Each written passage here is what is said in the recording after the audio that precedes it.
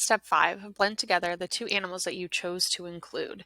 Once you've completed the steps, screenshot your Photoshop workspace. Be sure to include the layers panel.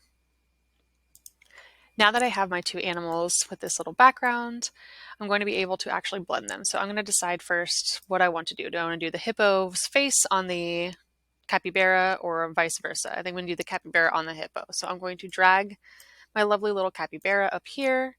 I'm going to press Control plus to zoom in. I'm going to resize my capybara to make sure that the head makes sense for the body of the hippo. If for some reason you're not getting your bounding boxes, that's these little outlines right here, when you're on your move tool, make sure that you have show transform controls. So that's this beautiful thing up here. If it's not checked, that box isn't checked, you're not going to get a bounding box and you're not going to be able to resize and twist appropriately. I can also turn my image a little bit so that the neck is lining up more with what the hippo has.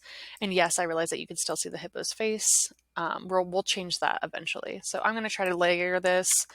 I'm even going to go into my opacity, lower that a little bit just so that I can see where the shoulders and the legs are lining up with the capybara. Maybe I need to make it a little bit smaller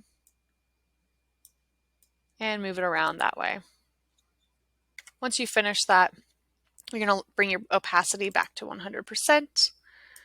On my capybara layer, I'm going to press E on my keyboard.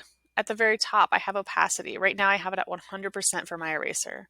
If I look at my keyboard, there's a letter P and two brackets. If I look to those two brackets, the one on the left makes my brush size smaller, the one on the right makes it larger. You're going to use your eraser tool and kind of erase most of the things that you think that you're not going to use, okay? So if you make a mistake, remember Control Z is our friend. We're not going to erase all of what we don't want because we may need to adjust accordingly, but erase most of it.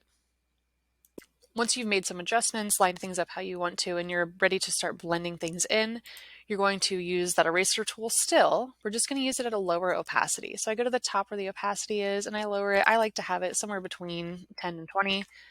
You may change it if it doesn't work for your image, or if you're finding that you want it to be stronger, less strong. Again, I'm using these brackets next to the letter P on my keyboard to change my brush size rather quickly.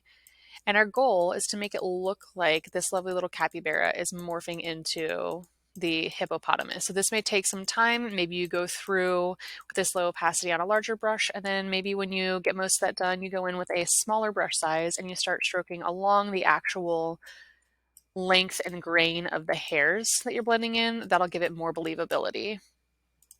Once you have some pretty decent blending, you can always go back in and touch it up a little bit. Once you have some pretty decent blending, then what you're going to do is you're going to erase what you don't need from your other animal. I suggest turning your opacity all the way up just because you're not going to see it anyway. So just make sure that we're being a little bit careful, and remember Control Z if we mess anything up too much. But we've got a nice little thing going here. Again, you're going to press Windows Shift S, click and drag. Make sure you include your layers panel. You can go to your slides and you should already have a slide in there. You're going to go ahead and press Control V to paste.